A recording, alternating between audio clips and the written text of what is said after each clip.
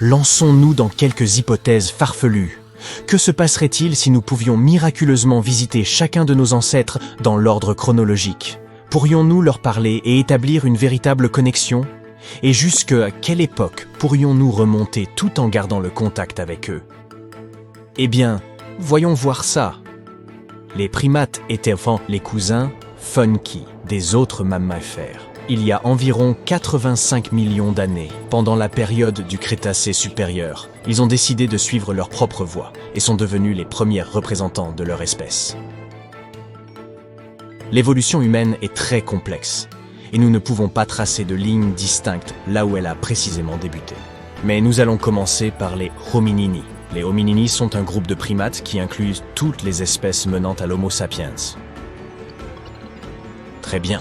Imaginez que vous ayez grimpé dans votre super machine à remonter le temps et que vous ayez atterri dans le passé, à l'époque où les hominini parcouraient la Terre. Que se passerait-il? Tout d'abord, vous remarqueriez ces étranges créatures se promenant avec leurs petits corps velus, leurs visages interrogateurs et leurs grands yeux ronds. Ils peuvent sembler un peu différents de nous, mais c'est ce qui fait tout leur charme.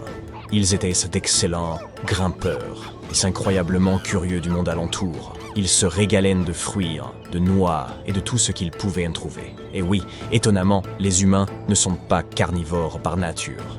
À l'origine, nous étions tous végétariens. Bien sûr, avec eux, vous pouvez faire une croix sur toute forme de communication adéquate. Mais les primates sont particulièrement intelligents. Il pourrait donc vous suffire d'avoir quelques talents de mime. Apaisez-les au moyen de gestes amicaux. Et ils seront ravis de rencontrer un voyageur du futur tel que vous. Ces hominini étaient curieux par nature. Ils seraient donc probablement très intéressés si vous vous montriez cordial avec eux et leur offriez de la nourriture. Passons ensuite à l'Homo habilis et à l'Homo erectus. Leur période, l'âge de pierre, a débuté il y a environ 2 600 000 ans. Comme vous pouvez le deviner, c'est le moment où nous avons commencé à utiliser des outils de pierre. Cet âge aura duré approximativement 3 400 000 ans et s'est achevé entre 4000 et 2000 avant Av-J-A-C. Il a pris fin avec l'avènement de la métallurgie. Homo habilis, ou l'homme habile, était un peu le MacGyver de l'âge de pierre. Ces créatures ingénieuses ont été les premières à utiliser des outils en pierre taillée. Homo erectus, pour sa part, était l'homme debout. Son apparition est un peu plus récente. Et comme son nom l'indique, il a été le premier à marcher sur deux jambes comme nous. Il avait certes une apparence un peu différente de celle des humains modernes, mais n'en possédait pas moins une allure de bipède. Alors, comment était-on de sa vie? Eh bien, nous parlons là d'un véritable survivant. L'Homo erectus adorait explorer le monde et bricoler toutes sortes de choses. Il fabriquait des outils en pierre rudimentaires, comme des cailloux tranchants pour couper et gratter. Il était essentiellement le premier inventeur de l'histoire. L'Homo erectus était aussi aventureux. Il a quitté l'Afrique et voyagé vers des contrées lointaines, découvrant de nouveaux territoires au passage. Ces hommes ont été les premiers à fouler des continents comme l'Europe et l'Asie. Ils vivaient dans des grottes ou de simples abris faits de branches et de peaux de bêtes. Et n'oublions pas leur sens inné de la mode. Leur tenue se constituait déjà de peau et de feuillage. N'allez pas croire qu'ils se tournaient pas les pouces toute la journée. C'étaient des chasseurs-cueilleurs, perpétuellement en quête de fruits juteux, de noix et chassant même quelques animaux. Comment communiquer avec eux? Eh bien, ils n'utilisaient pas des grognements simples, des gestes ainsi que leur langage corporel pour se comprendre. Donc, si vous rencontriez un Homo habilis ou un Homo erectus, vous auriez un échange des plus musclés. Vous pourriez exhiber notre technologie dernier cri pour les épater et leur apprendre de nouvelles astuces. Les prochains sur notre liste sont les Homo heidelbergensis et les Néandertaliens. L'Homo heidelbergensis était en quelque sorte le cousin aîné des Néandertaliens et de l'homme moderne. Il vivait il y a environ 8 à 200 000 ans. Ces hommes étaient forts et robustes, avec de plus gros cerveaux que leurs ancêtres. Ils étaient experts en matière de fabrication d'outils et ils aimaient sans cesse explorer de nouveaux endroits. Les Néandertaliens ont vécu en Europe et en Asie sur une période allant de 400 000 à 40 000 ans. Ils étaient très intelligents et étaient remarquablement bien adaptés au temps froid. Avec leur corps puissant, leurs muscles noueux et leurs grandes nez, ils pouvaient affronter les hivers les plus rudes. Le Homo heidelbergensis et l'homme de Néandertal étaient d'excellents chasseurs-cueilleurs. Ils traquaient les mammouths et autres gros gibiers au moyen de sagaïs de leur propre conception. Mais ils ne se préoccupaient pas uniquement de leur survie. Ils savaient aussi s'amuser. Les Néandertaliens avaient une fibre artistique et montraient leurs émotions, ainsi que leur attachement les uns aux autres. Avec ces gars-là, vous n'auriez qu'à tracer des images par terre, danser et faire des gestes. Ils comprendraient sûrement l'idée. Et enfin, voici l'Homo sapiens.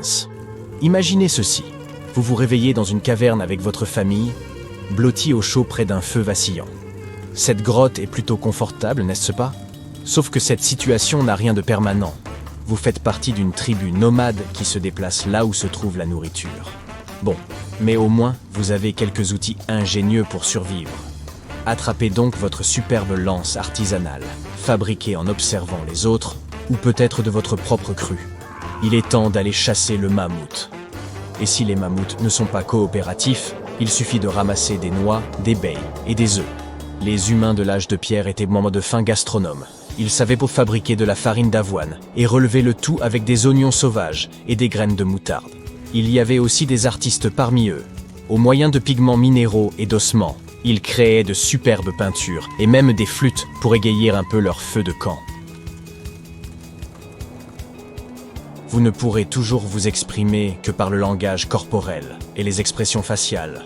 Mais les Homo sapiens étaient plus intelligents que leurs aïeux. On pourrait donc leur enseigner des gestes simples et leur signification, comme lever les mains pour dire « mammouth » ou d'autres choses. Essayez peut-être d'exécuter une danse marrante devant eux. C'est certain d'attirer leur attention, mais ce ne serait pas le seul moyen de communiquer. Les hommes de l'âge de pierre adoraient dessiner et jouer de la musique. Vous n'auriez donc aucun mal à vous joindre à la fête. Montrez vos talents d'artiste avec 1 ou 2 croquis, ou sifflez leurs quelques mélodies. Ne vous inquiétez pas, ils seront impressionnés par vos compétences, même si vous n'êtes pas bien plus doué qu'eux. Mais les outils sont clairement le chemin le plus court vers leur cœur. Si vous leur offriez quelques gadgets pratiques de notre époque, ils en seraient très impressionnés. Il suffit de créer un outil simple capable de rendre leur vie plus facile, et ils vous apprécieront instantanément. Ainsi, même si vous n'engagerez probablement pas de débat philosophique profond avec ces gens de l'âge de pierre, vous pouvez quand même passer de bons moments. L'apprentissage est la voie du succès. De plus, même si la vie était plus brève à l'époque, une 30aine d'années en moyenne, c'était encore assez long pour trouver un partenaire et avoir une progéniture. Toutefois, les options de rencontre pouvaient être un peu limitées. Laissez donc ce sujet pour une autre fois. Il faudra juste tenir votre hache à portée de main pendant la nuit car, eh bien, il n'était pas rare que nos ancêtres se mangent entre eux et se décapitent les uns les autres. Et ça craint. Terminons notre voyage avec l'âge du bronze, juste pour le plaisir. Cette période a duré de 3300 à environ 1200 avant Yeshua Messie. Et devinez quoi?